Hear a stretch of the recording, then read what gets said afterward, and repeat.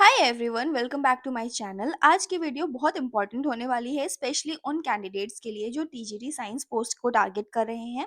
और आज हम बात करने वाले हैं सिर्फ मोटिवेशन से रिलेटेड नहीं, बल्कि पूरे डेटा बैक्ड एनालिसिस की, जहां पर हम तीनों इंपॉर्टेंट रेफरेंसेस के बेसिस पे समझेंगे कि कितने कैंडिडेट रजिस्टर्ड हुए हैं, कितने कैंडिडेट एक्चुअली एग्जाम में अपीयर्ड हुए थे और कितने कैंडिडेट्स टीयर 2 के लिए शॉर्टलिस्टेड हुए हैं।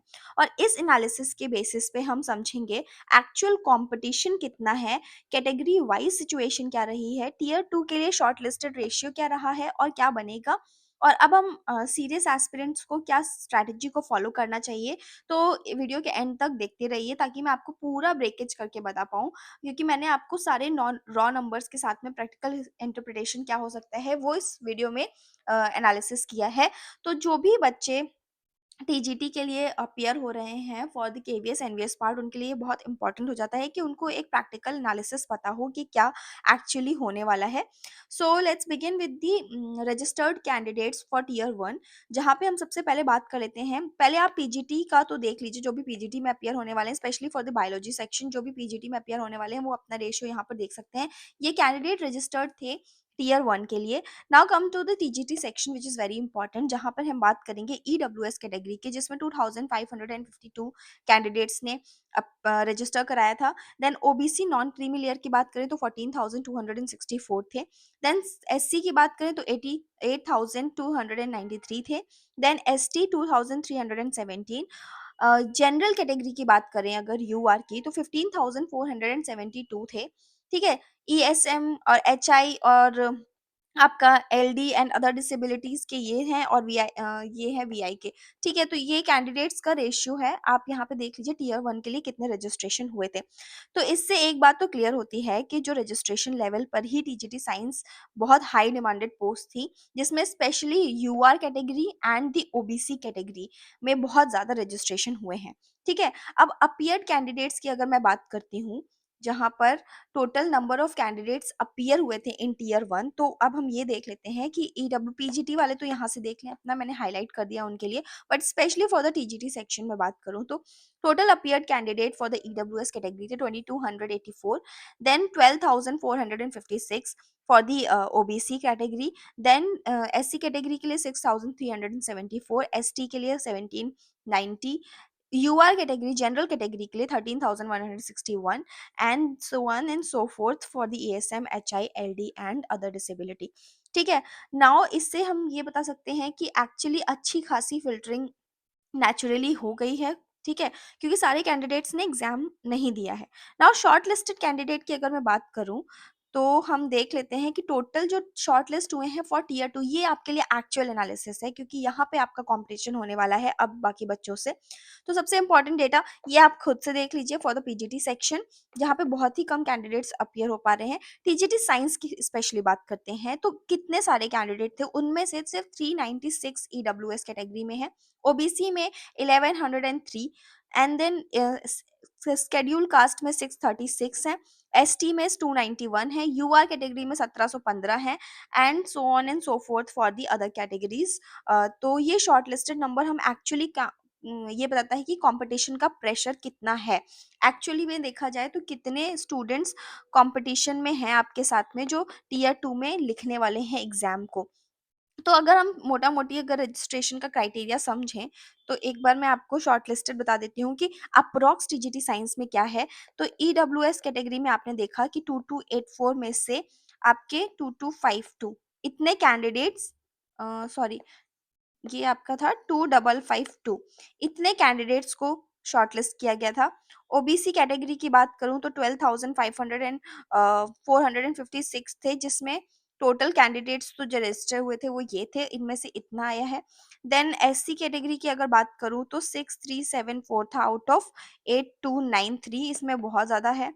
देन आपकी एसटी कैटेगरी की अगर मैं बात करूँ तो आपके 1790 थे और आउट ऑफ 2317, और जनरल की बात करूँ स्पेशली तो 13,161 आउट ऑफ 14,000 472 ये आपके अप्रॉक्स अपीयर हुए थे। दिस इज योर अपीयरेंस वाला डेटा, ठीक है, अगर शॉर्टलिस्ट करके देखा जाए। नाउ आपका सिंपल ये है कि रजिस्ट्रेशन कितने लोगों ने किया, शॉर्टलिस्ट कितने हुए। अभी हम बात कर लेते हैं कि टीजीटी साइंस में एक्चुअली टोटल अपीयरेंस कितना होने वाला है, जहां पे आपका कंपटीशन है फॉर द टीयर 2 पार्ट, ठीक है। तो क्योंकि इसी से एक्चुअली आपको एनालिसिस मिल पाएगा टीयर 2 में टीजीटी साइंस का क्या रहने वाला है। तो आपके जो ईडब्ल्यूएस के कैंडिडेट हैं जिनसे आप फाइट करने वाले हो, तो 396 हैं आउट ऑफ टोटल कितने थे, 2284 जो सेलेक्ट हुए थे, ठीक है। नाउ बात करते हैं ओबीसी की, जिसमें 1103 है आउट ऑफ 12456। देखिए कितना कम हो गया है। एससी कैटेगरी की बात करते तो 636 थे आउट ऑफ 6374। एसटी कैटेगरी की बात करते हैं तो 291 आउट ऑफ 1790। ये टीयर 1 के सिलेक्टेड कैंडिडेट्स थे, जो टीयर 1 में सिलेक्टेड मतलब टीयर 1 में अपीयर हुए थे, जो अब ये शॉर्ट लिस्टेड है फॉर द टीयर 2 पार्ट इधर साइड वाले। यूआर कैटेगरी की बात करूँ 1715 आउट ऑफ 13161, ठीक है। तो this is your entire competition, जिसमें आपको यूआर कैटेगरी में वेरी हाई कंपटीशन देखने के लिए मिल रहा है, जहां पे शॉर्ट लिस्टेड कैंडिडेट 1715 है। यानी कंपटीशन तो बहुत वाइड होने वाला है, डीप भी होने वाला है। और इस कैटेगरी में एवरेज मार्क्स से काम नहीं चलने वाला, आपको स्ट्रॉन्ग एक्यूरेसी और बेटर रैंक जोन में आना पड़ेगा ताकि आप इनसे फाइट कर पाओ, ठीक है। सिमिलरली ओबीसी कैटेगरी की अगर बात करें तो कैंडिडेट्स कितने अपीयर हो रहे हैं, टोटल 1103। यानी यहाँ पे भी बहुत इंटेंस कंपटीशन शो होता है, और ओबीसी कैंडिडेट्स को भी सेफ जोन में आने के लिए स्ट्रॉन्ग स्कोर को टारगेट करना पड़ेगा। उनका कम स्कोर या सिली मिस्टेक से काम नहीं चलेगा। एससी कैटेगरी के लिए भी सेम ही चीज़ है, जिसमें 636 कैंडिडेट्स का अपीयरेंस है। यहाँ पे ओबीसी का और इसका ऑलमोस्ट कंपेयर किया जा सकता है, लेकिन या बेनिफिट के साथ अगर बात करें तो अगर थोड़ा-सा भी आपका सब्जेक्ट का नॉलेज वीक हुआ तो यहाँ पे भी सिलेक्शन के चांसेस बहुत मुश्किल लगते हैं। एसटी कैटेगरी में भी बात करें तो 291 है, इनका भी कंपैरेटिवली लेस क्राउडेड है, लेकिन शॉर्ट लिस्ट तक मतलब फाइनल शॉर्ट लिस्ट में आने के लिए फोकस्ड प्रिपरेशन इनकी भी बहुत ज़रूरी है। एंड अदर कैंडिडेट्स के लिए तो जो पीडब्ल्यूडी कैटेगरी में है, एचआई है, वीआई है, एलडी है, उनके लिए तो कैटेगरी वाइज कन्वर्जन काफ़ी हाई रहता है, पेपर उनके लिए ईज़ी होता है, बल्कि कैंडिडेट पूल लेकिन कंपैरेटिवली स्मॉलर था, तो उनसे वो वैसे फाइट कर सकते हैं, बट इन कैंडिडेट्स के लिए specially competition is high.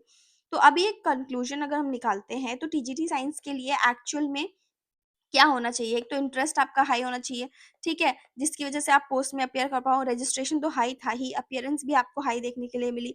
But shortlisted जो कैंडिडेट्स हैं वो कंट्रोल्ड तरीके में हैं। तो एक सीरियस कॉम्पिटिशन वाली पोस्ट तो टीजीटी साइंस है, जिसमें ये हमेशा से पेपर कंडक्ट कराते आ रहे हैं, केवीएस, एनवीएस वाला।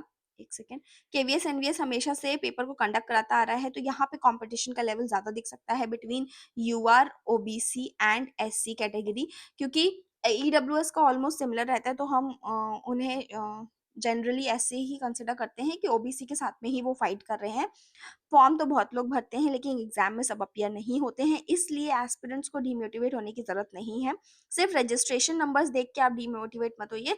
रियल कंपटीशन आपका जो शॉर्ट लिस्टेड कैंडिडेट्स हैं सिर्फ उन्हीं से है और किसी से नहीं है। यहाँ पे सीरियस एस्पिरेंट्स का पूल काफ़ी बड़ा है, ठीक है। और उसमें क्या मैटर करता है कि आपकी प्रिपरेशन किस लेवल की है।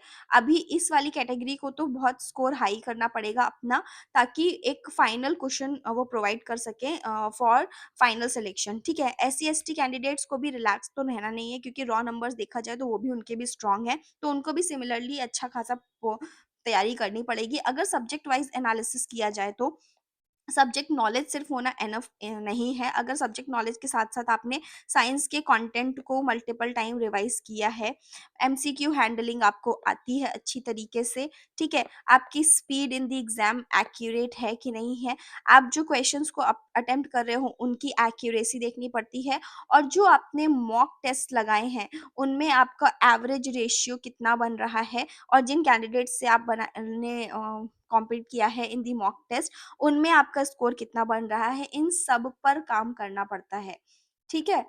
इन सब पर काम करना पड़ता है फॉर फाइनल सिलेक्शन। सिलेक्शन लेना इतना ईज़ी चीज़ नहीं है, competition is very high, final selection के लिए आपको सारी चीज़ों को ध्यान में रखना चाहिए। अभी क्या देख सकते हैं कि देखो इतना नंबर्स देख के पैनिक तो होना नहीं है, कट ऑफ ज़ोन में कॉम्पिटिशन हाई होगा, ये आप मान के चल सकते हो, क्योंकि जितने बच्चे स्ट्रॉन्ग सब्जेक्ट स्पेसिफिक नॉलेज रखते हैं, वो कट ऑफ को ऊपर ले जाते हैं, ठीक है? और जब कट ऑफ ऊपर जाता है तो जो अच्छे कैंडिडेट्स हैं उनकी सिली मिस्टेक्स उन पे भारी पड़ जाती हैं। तो सिली मिस्टेक्स को हम जितना अवॉइड कर सकते हैं इन पेपर उतना अवॉइड कर सकते हैं। कोर साइंस का जो कंटेंट है जैसे आपका, मैं आपकी बात करती हूँ, जो कोर साइंस के सब्जेक्ट हैं उसमें से भी जो इम्पोर्टेंट या मोस्ट आस्क्ड चैप्टर्स हैं for physics, chemistry and biology, उन पे तो आपको इतना अच्छा कमांड होना चाहिए कि 10th लेवल तक का, कि आप एक भी क्वेश्चन यहाँ पे गलत नहीं करके आओ। एनसीईआरटी के टॉपिक्स जो होते हैं आपके, वो एग्जाम ओरिएंटेड टॉपिक्स होते हैं, एग्जैक्टली जो एग्जाम में पूछ जाने वाला है वैसे ही क्वेश्चंस वो फॉर्म करता है। तो आपको टॉपिक वाइज एमसीक्यूज को सॉल्व करना है। अगर आप टेक्स्ट बुक से भी करते हो तो सब्जेक्ट वाइज जो एमसीक्यूज देते हैं, टॉपिक वाइज या सब्जेक्ट वाइज जो एमसीक्यूज मिलते हैं, आप उनको सॉल्व करिए अभी फॉर द एमसीक्यू सेक्शन, ठीक है? जैसे भी टीचिंग का एस्पेक्ट जहाँ पे भी लग सकता है वहाँ पे सारे एरियाज को आप देखिए। प्रीवियस ईयर पैटर्न को एनालाइज करिए कि प्रीवियस ईयर पैटर्न में वो कितने क्वेश्चंस जो हैं वो थीम कितनी बार रिपीट कर रहे हैं एक चैप्टर से, ठीक है? सब्जेक्ट वाइज एनालिसिस में ये होता है, और सब्जेक्ट वाइज भी आप पीवाईक्यू ही लगाइए, टेक्स्ट बुक पे ऑलरेडी प्रेजेंट है, ठीक है? पीवाईक्यू सब्जेक्ट वाइज एनालिसिस करिए और वहाँ पे आप थीम को शॉर्टलिस्ट करिए, उन थीम को मल्टीपल टाइम रिवाइज करिए अपने एनसीईआरटी से, ठीक है? एनसीईआरटी के कोर कॉन्सेप्ट्स को बिल्कुल मत भूलिए। अगर आपको एग्जाम्पलर से भी मिलता है, एनसीईआरटी की एग्जाम्पलर आती है, उससे भी अगर आपको कॉन्सेप्ट्स मिलते हैं तो वहाँ से उन कॉन्सेप्ट्स को मगअप करिए और रटना शुरू करिए। सिमिलरली मॉक टेस्ट प्रैक्टिस करिए। जब आपकी ये सब्जेक्ट वाइज एनालिसिस इन तीनों का हो जाए, सब्जेक्ट वाइज क्वेश्चंस आप सॉल्व कर लो एमसीक्यू वाले, और आप अपने वीक एरियाज को एनालाइज कर लो इनसे, क्योंकि आप जब मॉक लगाओगे तो आपको वीक पॉइंट्स पता चलेंगे अपने, कहाँ पर आप लैक कर रहे हो, कौन सा सब्जेक्ट आपका वीक है, कौन सा टॉपिक आपको नहीं समझ में आया, उसमें आप मल्टीपल टाइम मिस्टेक कर रहे हो, सिली मिस्टेक्स आपने किधर किया है।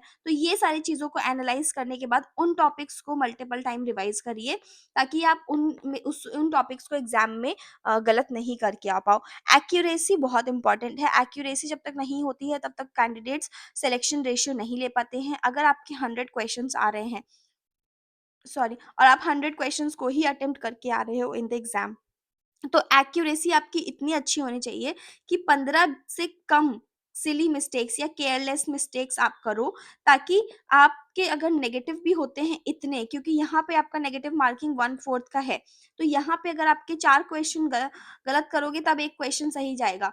तो इस कंडीशन में अगर मान सकते हो, जितना आप मैक्सिमम स्कोर करोगे, जितना आप हाई अटेम्प्ट रखोगे, उतना ही चांसेस आपके अच्छे हैं शॉर्टलिस्ट होने के। लेकिन अगर आपने 15 या 20 केयरलेस मिस्टेक या सिली मिस्टेक्स कर दी, तो आप वैसे ही आउट ऑफ रेस हो जाओगे। तो आपको कंट्रोल्ड अटेम्प्ट करना है, ठीक है? जितने भी एग्जाम में आप अटेम्प्ट करोगे उतने कंट्रोल्ड अटेम्प्ट करना है। अननेसेसरी जो क्वेश्चन नहीं आ रहा है उसको अटेम्प्ट नहीं करिएगा। एक्यूरेसी आपकी वेरी हाई होनी चाहिए, ठीक है? तभी आपका सिलेक्शन होगा।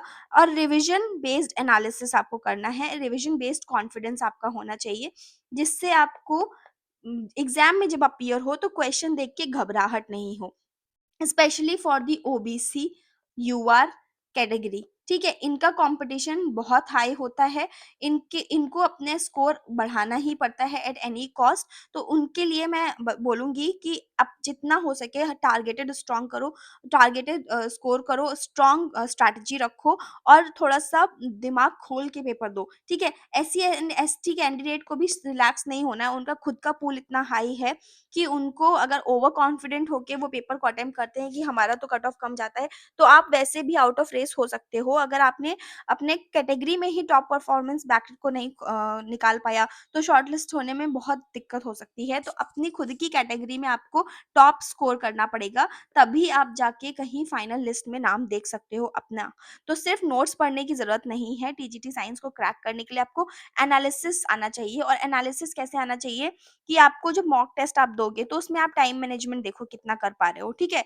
टाइम मैनेजमेंट अगर आपका अच्छा है तो आपको एक क्राइटेरिया पता चल जाता है कि आप 2.5 आवर्स में कितने क्वेश्चंस को अटेम्प्ट कर पा रहे हो। सब्जेक्ट वीक है अगर, तो उस सब्जेक्ट का मैनेजमेंट आना चाहिए। सब्जेक्ट को जो वीक है उन क्वेश्चंस को स्किप करके जो इम्पोर्टेंट सब्जेक्ट है स्किप करके उन जो इम्पोर्टेंट सब्जेक्ट्स हैं, उन सब्जेक्ट के क्वेश्चंस को डेफ़िनेटली नहीं छोड़ के आना है।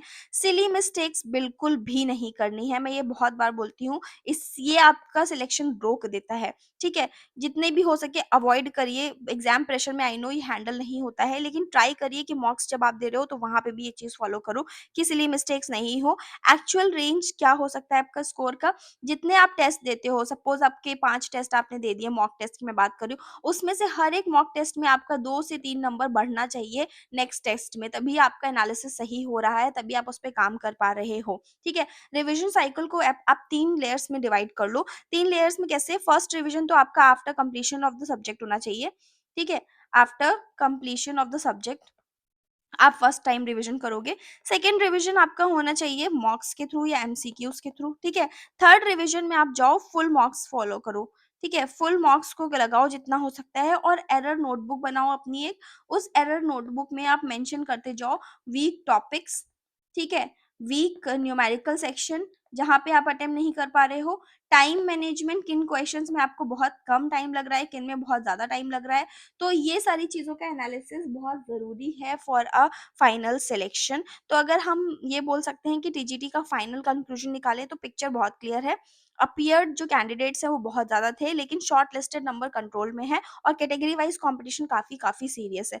तो जो भी कैंडिडेट्स टीजीटी साइंस को टारगेट कर रहे हैं एक्चुअल में, तो उन्हें ये समझना होगा कि सिलेक्शन सिर्फ कैजुअल अप्रोच से नहीं होगा, प्रिपरेशन बहुत हाई चाहिए आपको। डेटा समझकर, अपनी कैटेगरी समझकर और स्मार्ट स्टडी को प्लान कर कर ही चलना पड़ेगा। अगर आप डिसिप्लिन्ड प्रिपरेशन करते हो, रेगुलर मॉक सॉल्व करते हो, स्ट्रॉन्ग रिवीजन पैटर्न को फॉलो करते हो, तो ये एग्ज़ाम एब्सोल्यूटली क्रैक किया जा सकता है।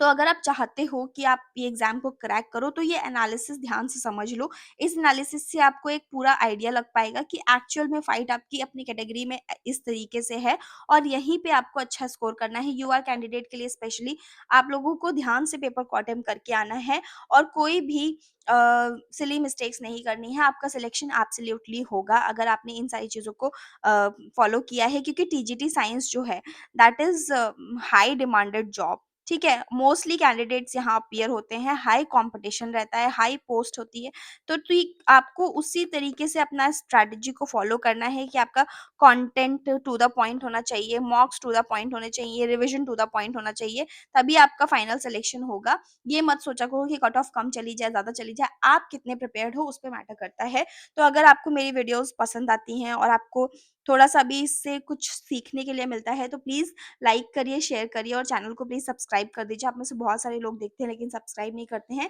तो मिलते हैं नेक्स्ट वीडियो में, मैं इसी से रिलेटेड और सारी डिटेल्स को पोस्ट करती रहूँगी। So thank you so much और जिसने मेरा टेलीग्राम नहीं जॉइन किया है, वो मेरे यूट्यूब बायो लिंक से मेरा टेलीग्राम जॉइन कर ले and please subscribe to my channel, it's a request and watch the other videos as well. Thank you so much.